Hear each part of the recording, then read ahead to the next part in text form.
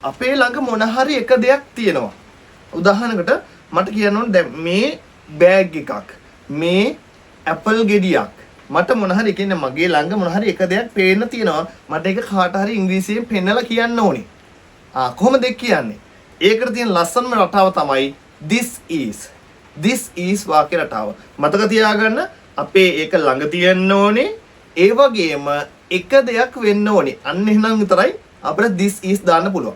හරි. පළවෙනි උදාහරණේ මෙතන තියෙනවා මගේ ළඟ තියෙනවා මට පේන දුරින් තියෙනවා ළඟ තියෙනවා එක දෙයක් කැප් එකක්.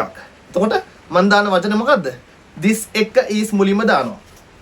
this is දැම්මා. ඊට පස්සේ එක දෙයක් නිසා කැප් එකක් නිසා මම කැප් දානවා. කැප් දානවා. වලට පස්සේ තමයි පුතේ කැප් දාන්නේ. හරි ලේසි. ඊට පස්සේ මෙන්න මෙතන තියෙනවා ඇපල් ගෙඩියක් මගේ මගේ ළඟ තියෙනවා ඇපල් ගෙඩියක්. එතකොට මම දානවා this is අනිවාර්යෙන් එනවනේ.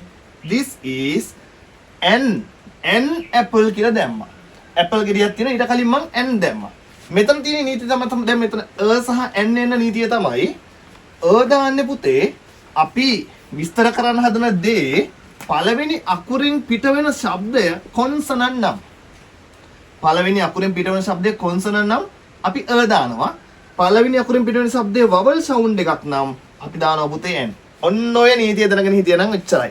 රයිට්? එතන මේක මහා ලොකු දෙයක් නෙමෙයි. මේක 6 සිට 11 වසර දරුවන්ට අනිවාර්යයෙන්ම වැදගත් පාඩමක්. විශේෂයෙන්ම 6 වසර 7 වසර දරුවන්ට අනිවාර්යයෙන් මේක වැදගත්. ඉතින් හිතමු දැන් මගේ ළඟ තියෙනවා හෙල්මට් එකක්. මට කියන්න වෙන්න ඕන මේ හෙල්මට් එක. එතකොට අනිවාර්යයෙන්ම දාන වාක්‍යය මොකද්ද?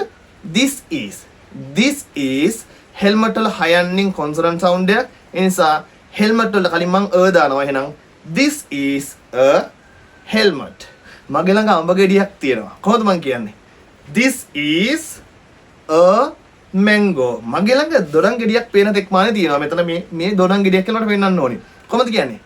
this is දොරන් වලට orange.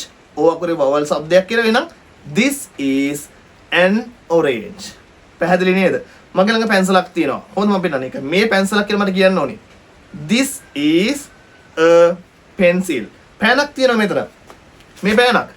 This is a pen. මකණයක් තියෙනවා. This is මකණේ eraser. E වල શબ્දේ vowel නිසා මම දානවා n. This is an eraser.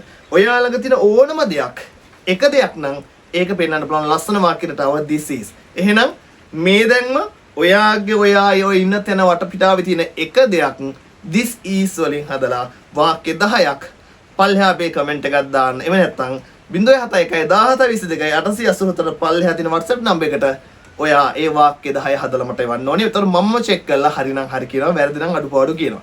ඉතින් ඉංග්‍රීසි හදාගමු.